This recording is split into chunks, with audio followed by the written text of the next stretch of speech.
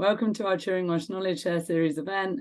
The aim of these monthly events are to bring together members of the Turing and the Roche networks, as well as the wider scientific community, to hear partnership updates, different perspectives on topics in data science, and build new connections. Just to get us started, I'm going to give a quick overview of the partnership via some slides. Hopefully you can all see that. So the clue is in the name with the Turing-Roche partnership. It's a partnership between Turing and Roche. I'm sure most of you are probably familiar with at least one of these organizations. But just in case not, the Turing Institute is the UK's National Institute for Data Science and AI. We have strategic government investment, and the partnership sits under our Health and Medical Sciences programme. And Roche are a leading healthcare company. They have a long-term interest in personalised healthcare, and they also have a growing number of academic partnerships, of what the Turing is part of too. And we launched our strategic partnership in June 2021. And this is our kind of guiding light for the partnership, our partnership North Star, what we're kind of aiming to achieve over the 5 years. So ultimately, we're collaborating to explore this term, patient and disease heterogeneity, for advanced analytics.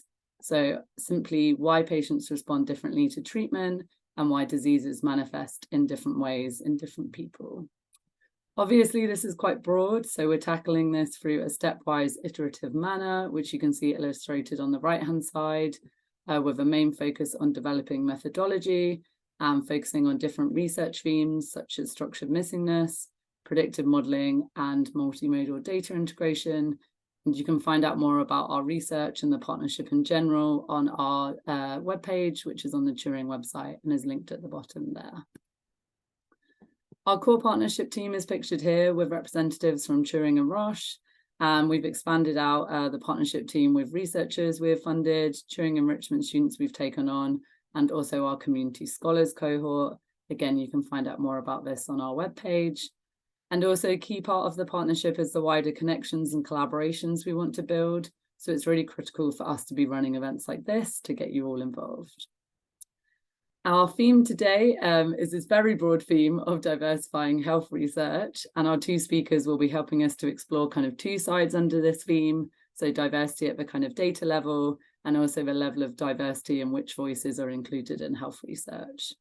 So I'm delighted to welcome our speakers, Spencer James, who is a principal data scientist at Genentech, which is part of the Roche group, and Lara Johnson, who is a PhD student at the University of Edinburgh, working on an interdisciplinary project in applied data science and geriatric medicine, and has joined the Turing as an enrichment student. As mentioned, we'll be hearing from both our speakers, and then we should have plenty of time for questions at the end. Feel free to ask specific questions to an individual speaker, or you can ask a broader question on this topic for both of them to answer. So Spencer, I'll now hand over to you. Thank you, Vicky. And I was just looking at the poll results and thinking it's nice to have a healthy dose of sort of skeptical optimism, I think, in any of these discussions, because I think a lot of working in this space is always sort of about balancing that, thinking about what possibilities are there, as well as what are challenges out there in the field. Just to check, Vicky, is my slide coming through right now? Yeah, that looks great. Great. Yeah, so thank you everyone so much for joining us today. I know for at least some of the people here, it's Thanksgiving week in the US and it's early hours, so really appreciate everyone joining. And I know there are people from around the world also joining, so really great to sort of have people coming together to discuss this. Vicky really helpfully sort of got us kicked off and also set up a session for Lara and myself earlier this week. Sort of talk and align and figure out sort of what are we covering thematically. And I think one of the sort of common points I see again and again in this space is that there end up sort of being some very common themes with a lot of work that sort of focuses on these discussion points. Also, I was going to share, I've been reading a biography recently, a short biography on Alan Turing. Very interesting also to sort of think a little bit and sort of get inside, you know, how he sort of formulated problems and how he looked at some of the, you know, early seminal work in AI and ML.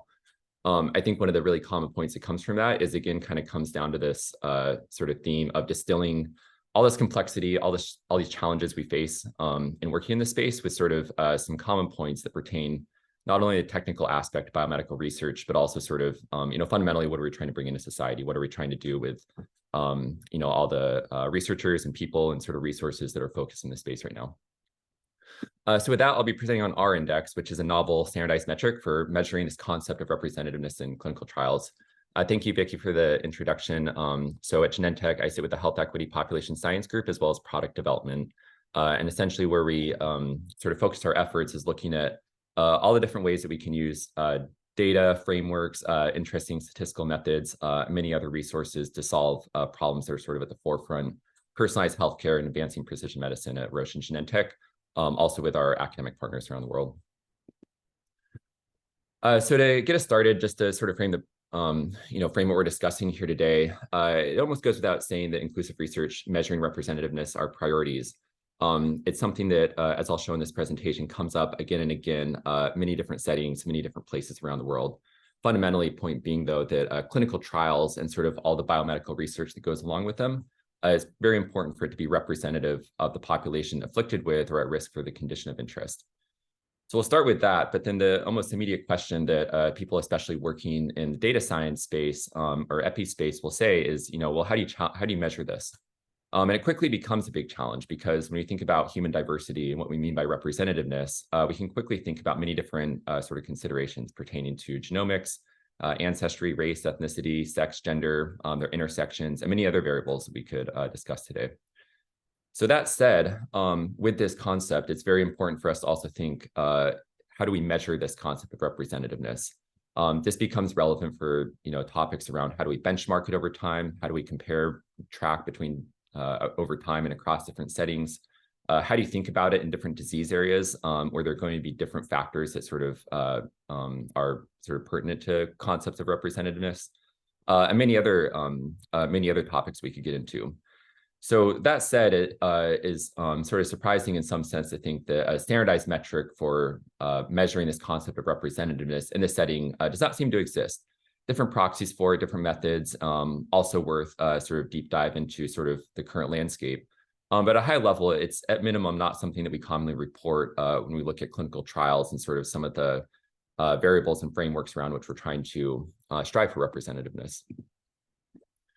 So just to sort of highlight this point, it's very interesting to think about where we see and do not see this topic sort of emerge in what we sort of look into working in biomedical research. So you can look at a pretty high profile study. It's hard to imagine almost a higher profile study than some of these early COVID vaccine trials that were published by New England Journal. And it's not to fault them really, because I think if anything, this was sort of progressive in terms of how they're looking at demographics. But if you read through their paper, and it's a very well-written paper, and obviously incredibly important scientific research, but it's very interesting to sort of look at the details that are written in the demographics description in the method section.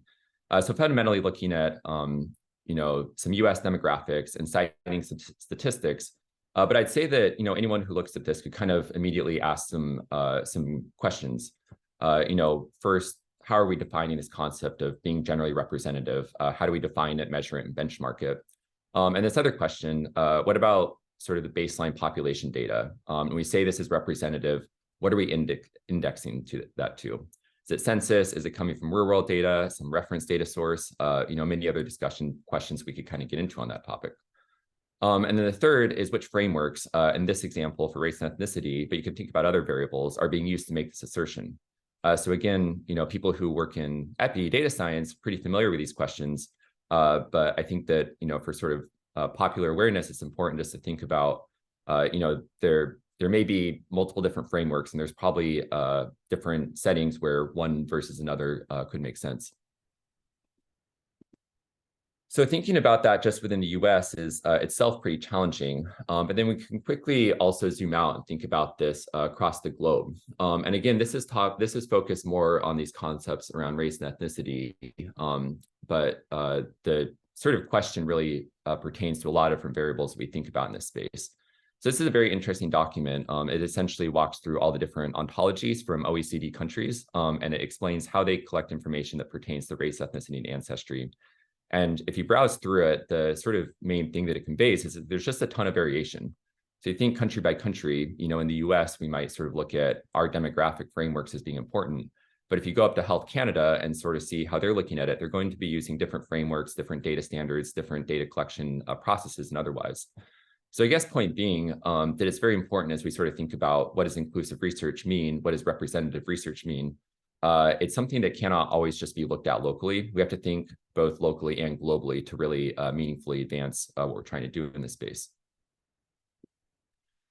On that note, this is something I found really helpful to sort of think about when we look at this internally, because we're spending a lot of time and sort of effort in thinking about our broader portfolio and what it means to be representative. And so sort of thinking about this in two different ways can raise a lot of interesting questions. So there's the first question, which is where do patients with disease live around the world or within a certain geography? And then you can also think about, within this population, who are the patients with disease? So we've included a couple examples of just, how we might think about this in different variables. But when you sort of think about the combination, I've given a similar presentation on this topic before, but I just added the infinity symbol down below for this one, because I think more and more what we see is that, you think about all the combinations, all the intersections of all these variables, and pretty quickly you get to a very large number of combinations where you want to sort of think about representativeness. So quickly kind of scales to a very large problem, but still one that we need to solve to meaningfully achieve representativeness in our portfolio. And one of the points is I don't want to sort of adopt a tone of nihilism with this, because you can sort of look at that and think, well, there's infinite combinations, and how could we ever make any progress? And it's really important, I think, in that sort of in that vein, to take a step back and sort of look at what's being done in the field right now. What are researchers who work around the world have sort of been looking at this problem? How are they approaching it?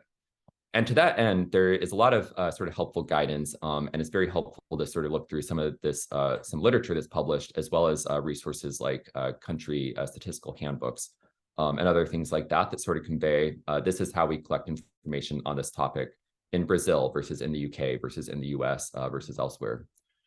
So to that end, there also is some very helpful guidance. This came out from a group at University of Washington, and there are other resources, but there's some very good guidance out there sort of about sort of core components and some of the key principles for working with data in this space.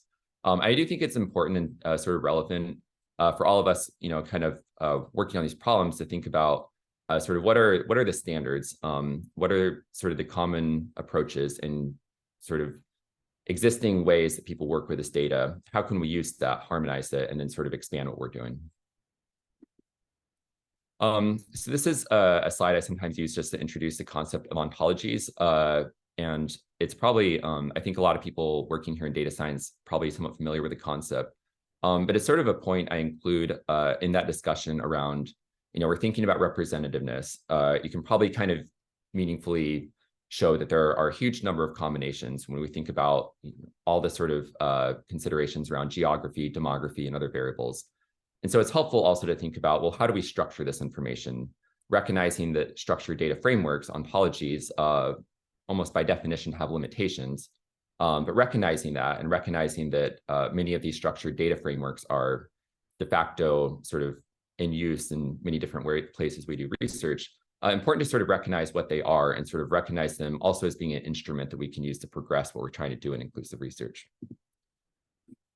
So to look at this, just to sort of demonstrate that concept and to bring it back to what we're trying to do with measuring representativeness, it's helpful to sort of look at just the US and UK censuses. So these were the censuses that were done just a few years ago, almost at the same time. And without even looking at sort of details, you can sort of look at these and think, even though the US and the UK in a lot of ways are probably more similar than different, even with sort of structured data collection in this space, they take different tacks, they take different approaches. And there are also obviously some sort of country-specific considerations that work into these frameworks. And so when you think about if you're Roche or if you're running a trial and you want to measure this concept of representativeness between these two spaces, you'd really actually get limited almost immediately by the metrics you have at your disposal. So you can look at things like absolute error, relative error. You can do things like transportability analyses. But fundamentally, these don't necessarily speak to what does it actually mean to be representative in the US and the UK? And then zooming out, what does it mean to be representative in a global population where maybe we're including participants from many different countries, not only the US and the UK, but also Brazil, Australia. We run trials in Japan, China, many different places around the world. And so these questions, considerations become relevant everywhere we do research. Many other considerations, I'm just going to check the time because I think I'm probably going a little bit slow. Many other considerations that we could speak to on this topic. And I think that they're very worth considering, especially if you're sort of in the process of developing work that's focusing on inclusivity and representativeness. So just to run through a couple examples, we can think about the challenges of these data ontologies evolving over time. So it's almost a certainty that the next US census will include additional granularity because most people look at census standards and say, the granularity is insufficient. So it's likely that the next US census will be different in some sense.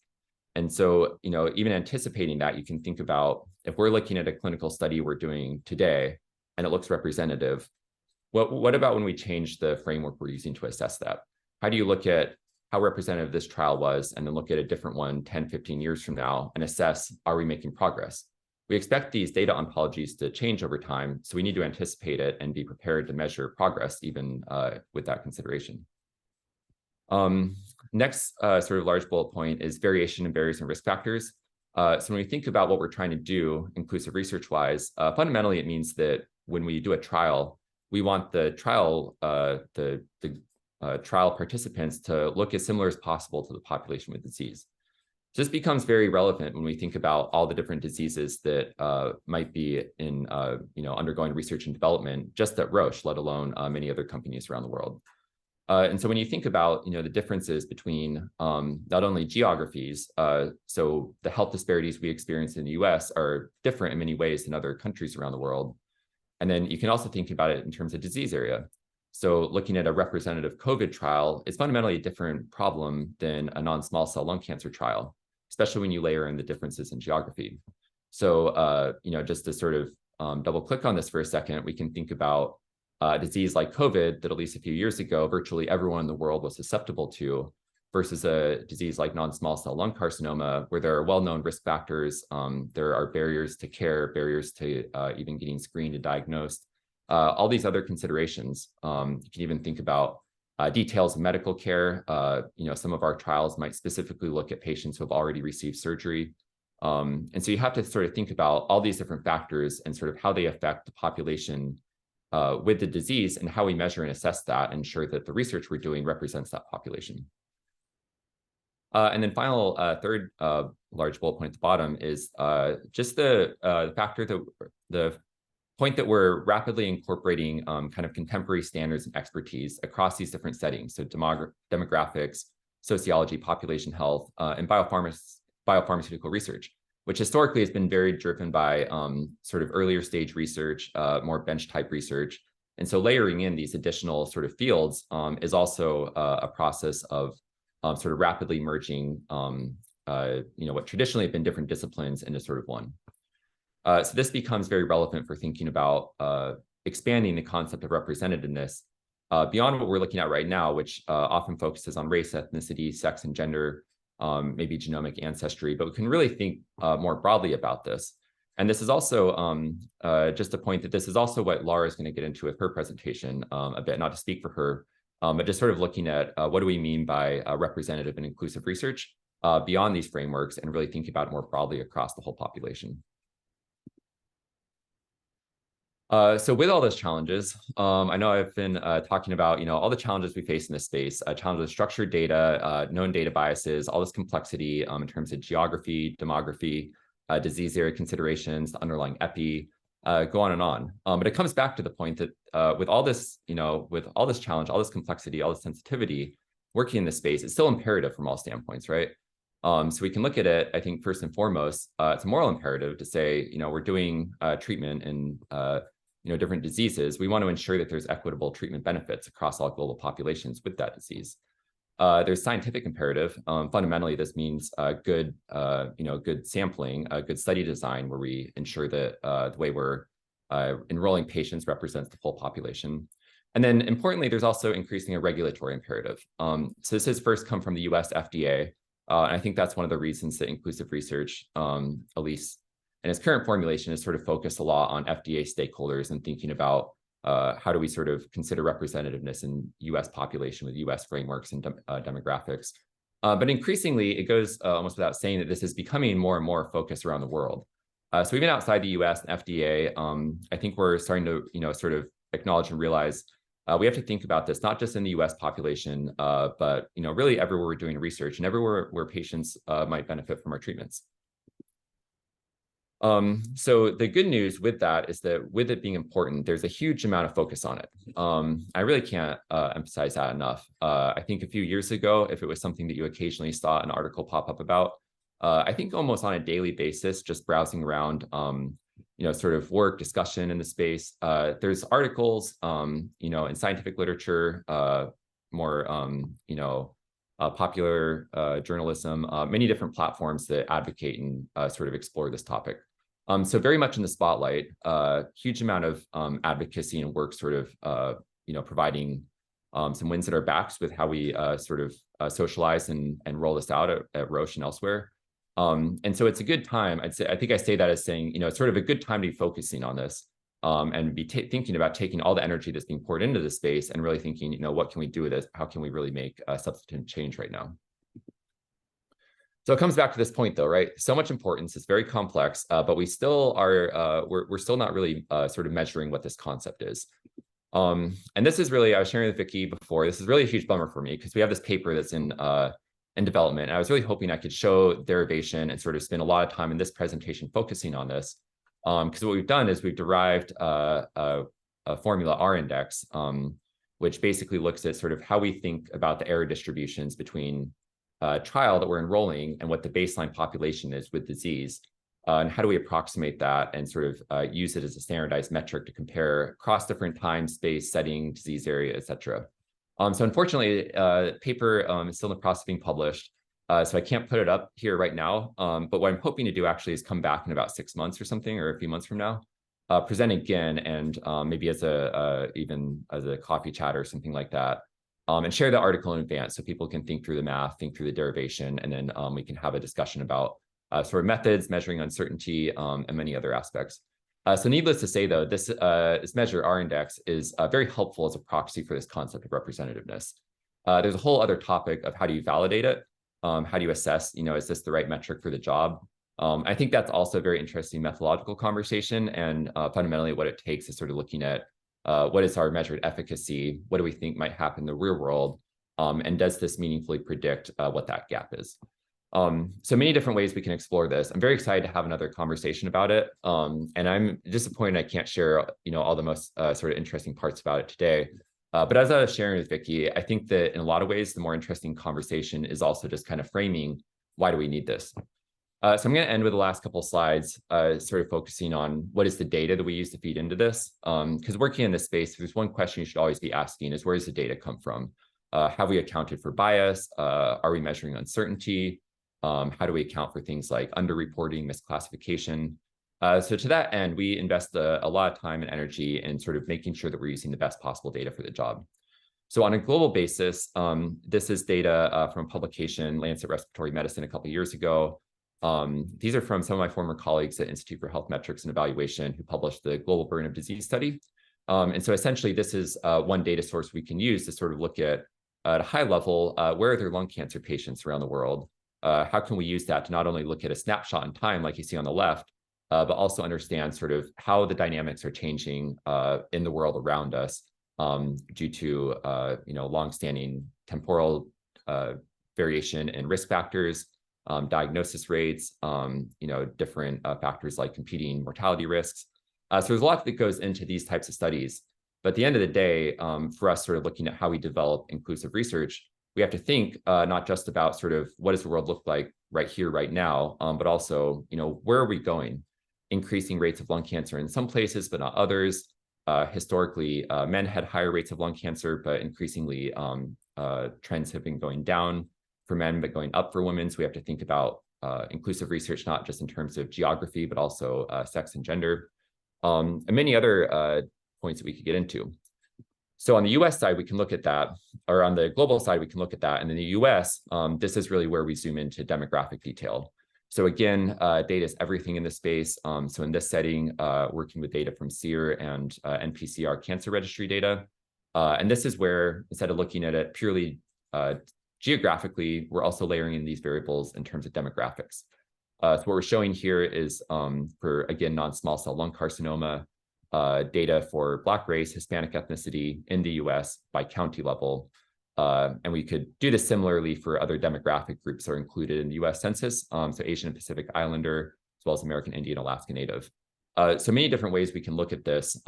Again, important to think about where the data come from, and important to sort of be framing how we're operationalizing this and bringing it into our trials with sort of what is known about health disparities and what's already been published on, and what are we sort of looking at in sort of historical temporal changes as well. So what that brings me to is it kind of brings full circle. Ultimately, when we look at representativeness, we have to think about those geographical global considerations. Where is there disease around the world? And then locally, we have to think about within this country, or within this geography, within this population, what are sort of the frameworks that are most relevant for historical health disparities and what we're trying to do in terms of inclusive research. So when I come back, this is what I'd like to show kind of more broadly is how do we use this metric R-index to sort of look at tracking over time, differences across disease settings, where we're running our trials, many other ways that we can kind of slice and dice this data. But this is sort of the spoilers. This is what we want to show at the end. And that's again why I want to come back and sort of talk through more of the math, more of the derivation, and how are we actually validating this metric. So in summary, hopefully what I've conveyed here is that this is a critical part of our work in biopharma research now. Very important for many different reasons, yet it's very challenging. And so, kind of core point, I think, is that there's all these different variables about representativeness, a lot of complexity, both epi-wise, demography-wise, geography, and in terms of geography. And so it's important for us to have a standardized way that we measure this and track this over time. R-index is one method out of many that are helpful in this space. And so I do hope to come back and present again and talk through sort of more of those details. So thank you for everyone who joined today. Really appreciate this opportunity. Thanks to Vicky and my colleague at Roche, Sarah, who invited me to join. What I shared here really represents efforts of many different researchers working in the space around the world, many advocates for health equity. So, really, I think any work being presented in this space, we're standing on the shoulders of giants. And then thanks also to Genentech, Roche. They're really leaders in the field. They've been advocating for inclusive research and health equity in this space for a long time. And it's really amazing to see, all the energy and dedication that's being poured into it. Really welcome any questions here during the discussion. I think I'm handing over to Lara for now, but also feel free to reach out and email any follow-up questions or comments. So thank you so much again. And I think, Vicky, if it's right with you, I'll just stop sharing and pass over to Lara. Yes, please. So if you have any questions for Spencer, they can go in the Q&A box at the bottom, and then we'll get to them in the Q&A section. So now I'm handing off to Lara, and I think Maria is going to share Lara's slides for her. So Maria, whenever you're ready. Perfect, thank you. I think you just need to make it presenter view, Maria. Thanks. Ian, thank you. Perfect. Right, so Spencer has raised a lot of questions about how we define and measure representativeness. And I'm going to take quite a few steps back, and I'm not going to be looking specifically at the representativeness of data or bias within models. I'm going to be thinking like holistically, how can we ensure inclusion throughout the entirety of the research process? So I'm currently doing a PhD at the University of Edinburgh, but previously I worked in consulting. And so that's kind of really given me the mindset of working for clients and for end users, and the importance of understanding where they're coming from when developing a solution. Next slide, please. My PhD project is called What Do Data Tell Us About Frailty? And that's really at the intersection of geriatric medicine, data science, as well as lived experience. I realized right away that communication was going to be really key for my project.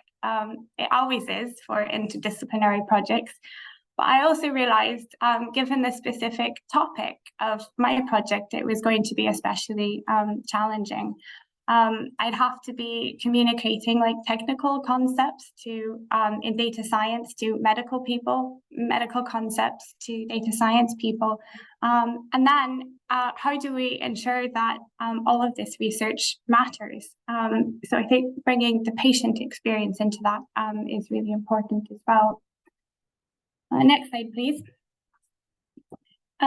So I realized in order to involve people, it's really fundamental to explain the key concepts in an accessible way so that they could understand them and contribute relevant feedback. So this talk is going to be about that process, in my experience, kind of rather than getting into the details of methods or findings. So this slide shows some of the communication challenges in talking about frailty. And this became apparent right when I started my PhD. So there's very limited public awareness about what this is. Lots of negative perceptions about it as well.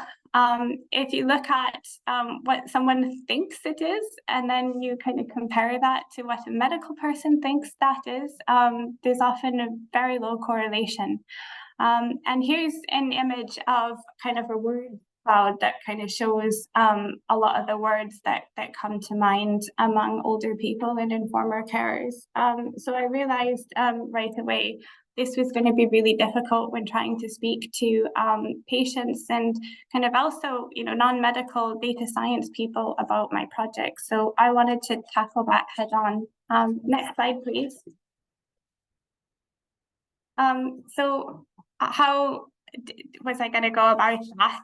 So patient and public involvement is an increasingly an important concept. It's increasingly a requirement of funding of medical research, but it's less common in data science. So I guess the question is, well, what is that? So patient and public involvement, it's about taking patients or people that your research is about, and it's not just about explaining and talking at them about the research, and it's not kind of having them as this study population.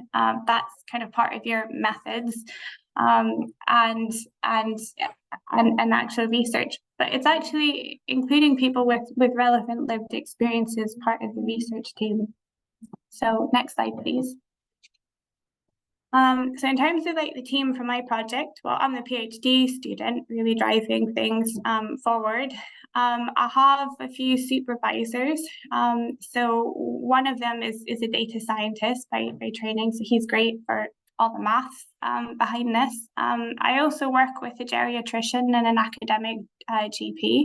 And then I have a PPI group of lay people in later life. So that's either kind of informal carers. I have an ethnic minority person as part of this group, or that's sort of people with experience of frailty themselves. And I tend to meet them every couple of months. So next slide, please. In terms of the timeline for my project, so my PhD program is structured as like a 1-year training program and 3 years for the research phase. So in the end of our training year, before we start our project properly, we have to do a summer project. And this has to be something different from our PhD project. You can't get started in your PhD project early, but it has to be complementary. And we can define it and choose whatever we want to do for the summer project. So what I chose for my summer project was a PPI and communication project to design a visual and accessible communication resource on frailty that was data-driven. So I did that, and that was like give me an absolutely fantastic boost for when I actually moved into my PhD project properly, and I needed to start thinking about research questions and having conversations with clinicians and patients about that, kind of getting on to selecting my data sources and my variables of interest, to thinking about my methods, to interpreting findings, to communicating and disseminating those. So next slide, please. So I'm just going to talk to you a little bit first about that summer project, designing a frailty information resource. So this just gives you like a bird's eye view of a 6-page leaflet that I developed. It's designed to look very engaging, visual, and there's colors. It provides like information, examples, data. It's not too heavy on numbers. It kind of thinks about other ways to kind of explain the concept. And I designed that together with my PPI group. So next slide, please. So this go back, please.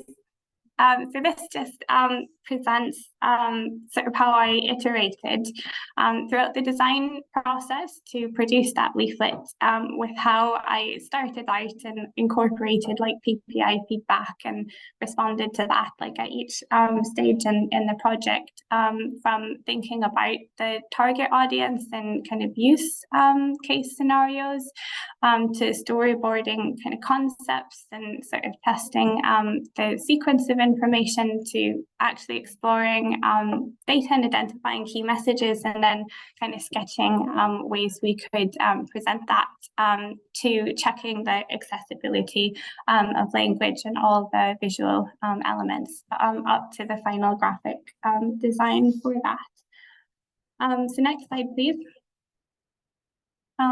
So previously, I'd been invited to join a frailty operational working group at the NHS, and that was really useful because when it came time to doing my summer project, one of the consultant geriatricians invited me to give a talk to one of the geriatrics day hospitals in Edinburgh and present the final information resource.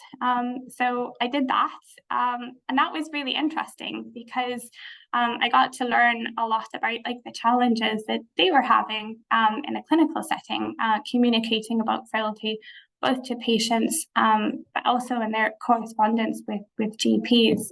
So they ended up taking my poster and putting it on a GP referral system. And they also made a poster, which they're currently using in all the hospitals locally in that part of Scotland. So that was quite exciting for me.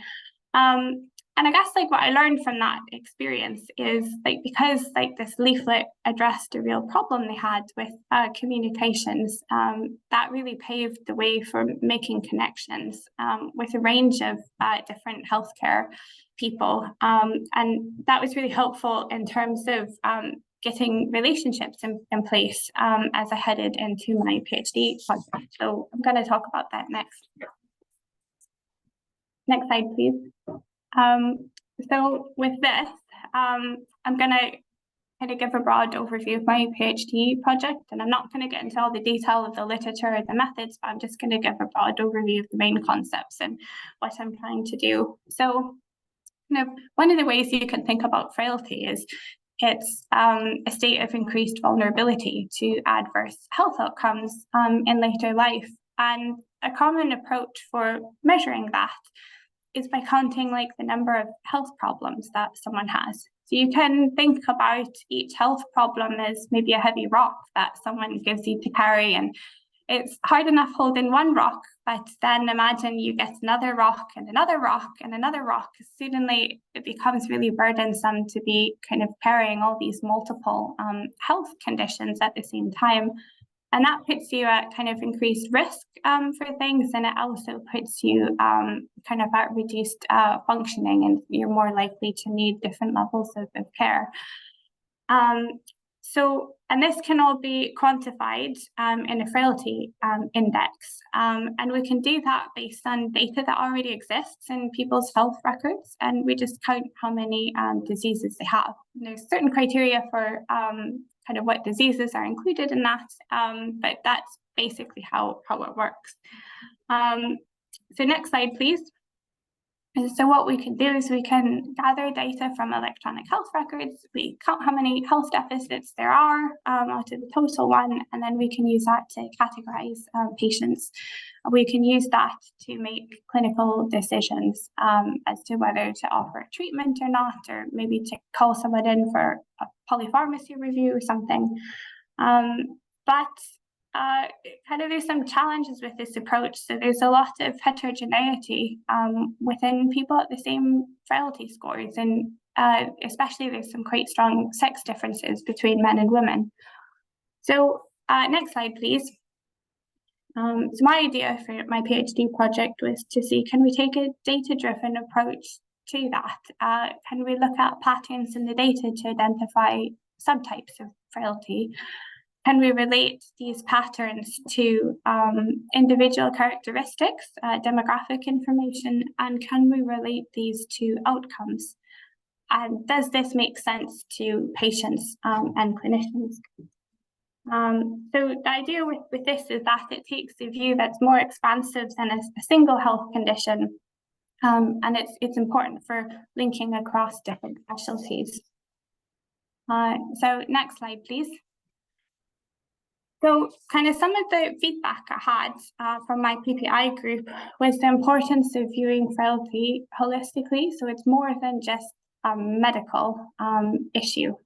So this just presents like a diagram of kind of the experience of someone living with frailty and kind of how it might impact different parts of their life. Next slide, please. So in terms of choosing data sources, something that was important for us, we wanted to look at the English population, I guess partly because doing my PhD in the UK, so useful to do something with NHS data.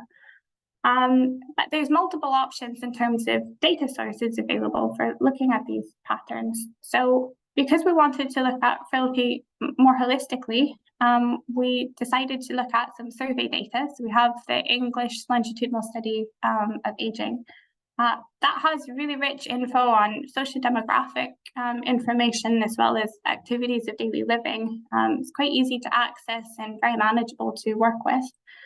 But there's the data repositories in the NHS, and they can link up many different data sets, and that's the real opportunity there. And it's also important to use that so that your research findings have validity in clinical settings.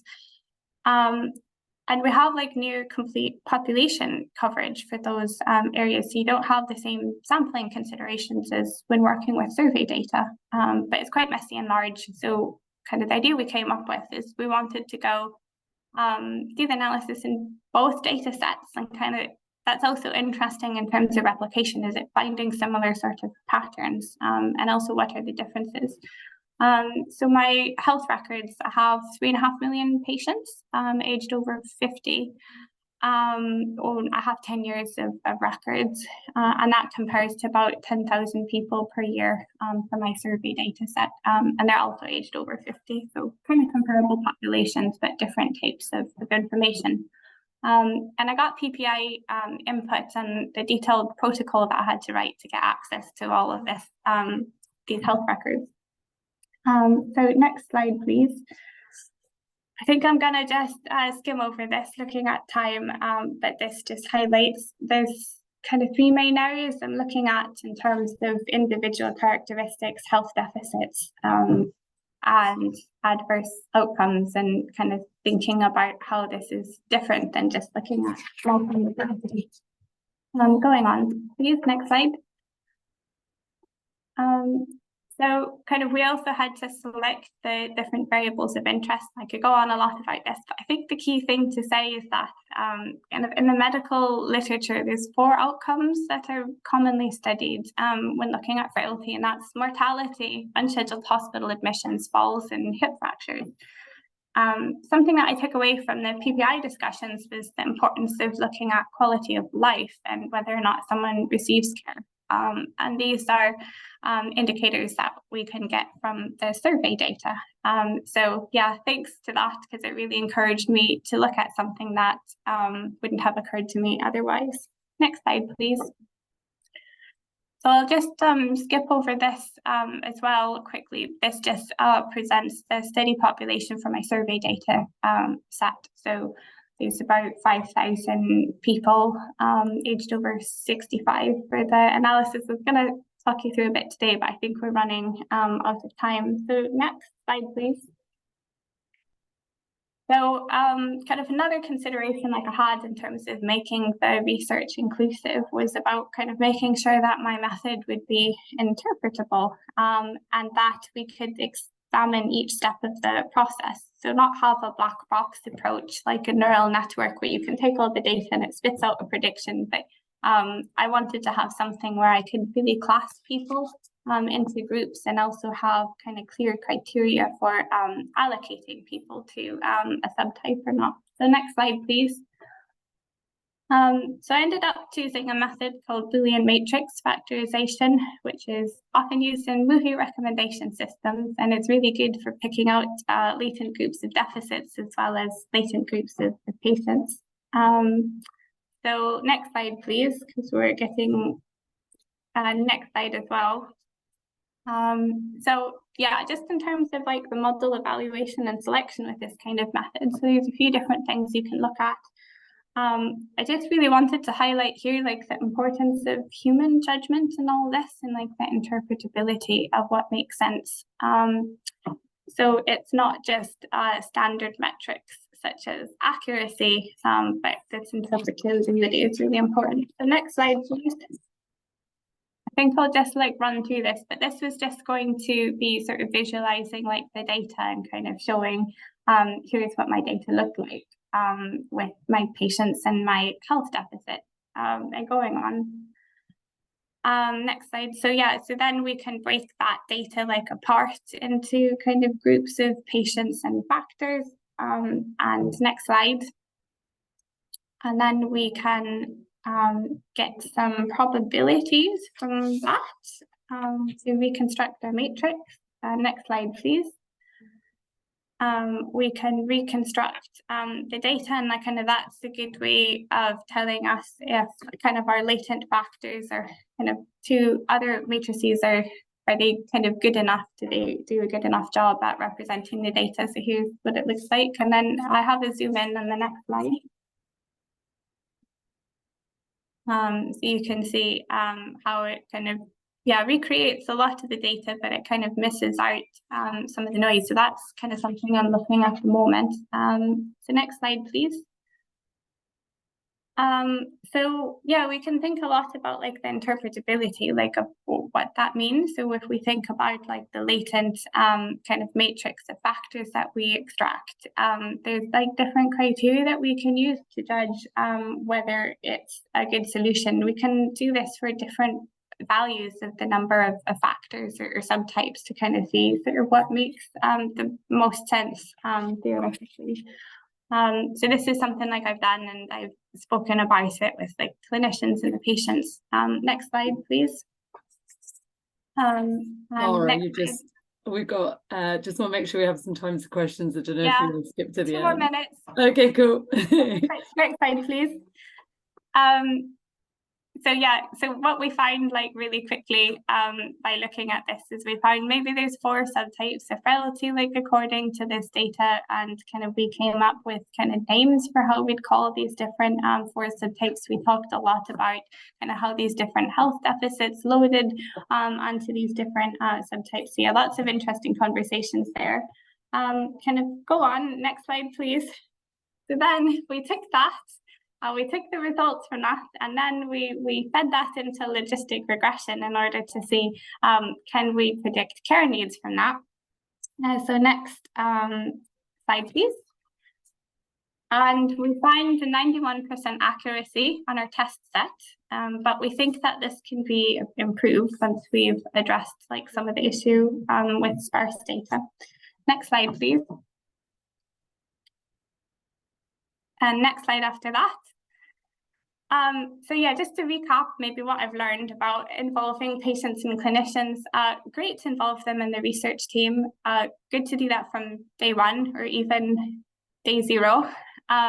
They can provide a lot of guidance on the research direction on evaluating, selecting models, interpreting results. Outreach is important.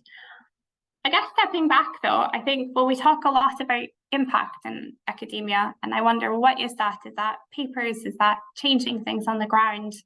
I think for me, having input from patients and clinicians has been really instrumental in guiding my research to be more relevant and to better understand their needs. And I think in applied data science, that application is really fundamental. So thank you, I'll stop there. Thanks, Lara. Maria, if you can just stop sharing. Cool. So we've just got about 7 minutes for some rapid fire questions.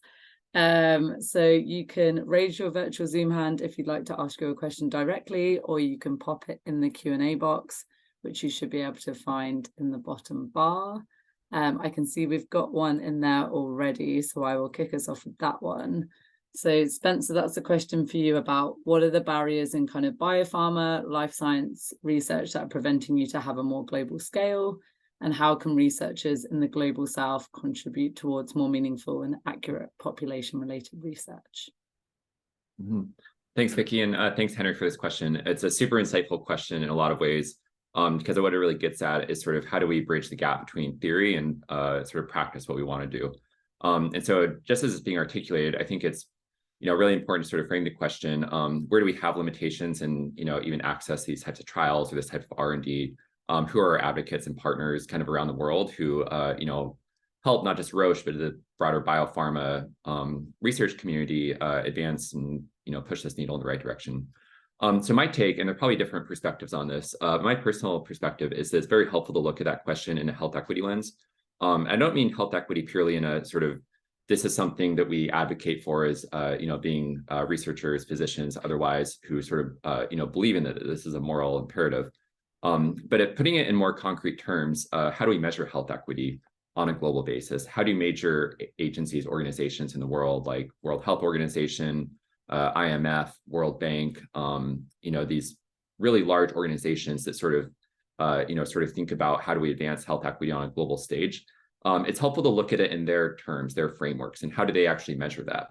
And one really kind of common theme I've seen in a lot of sort of career development is that, people who might start sort of doing hands-on research or sort of working out in the field often end up looking at their research and their work and their involvement in sort of economic terms.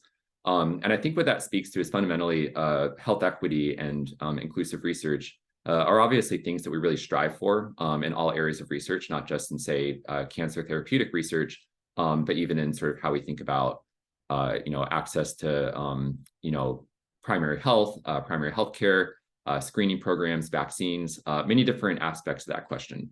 But what it comes back to again and again is sort of thinking about how do we articulate health equity in a way that's favorable for everyone?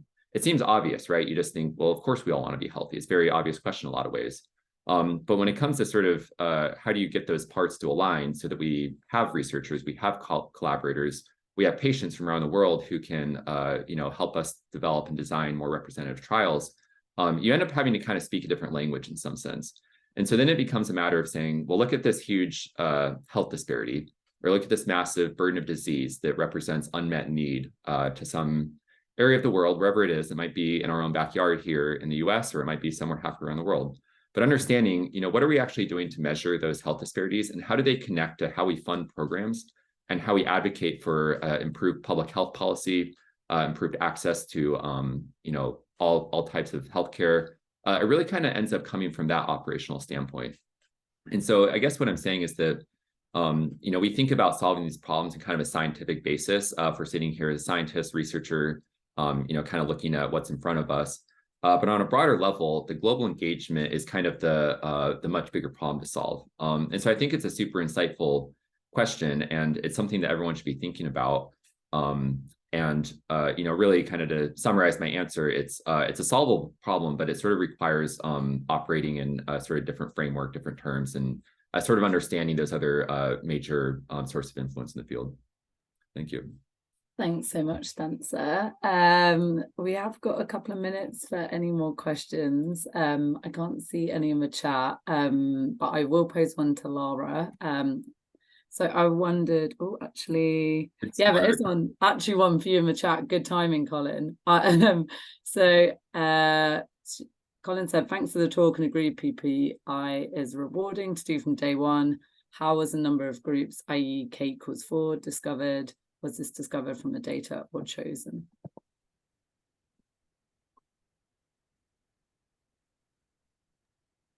Sorry, is that for me? Yeah, that was for you. Yeah, the number of groups, as in the number of like latent factors that I found.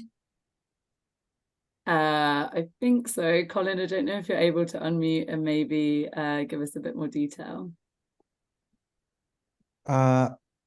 Yes. Hi, Lara. Yes, Hello. it's yeah.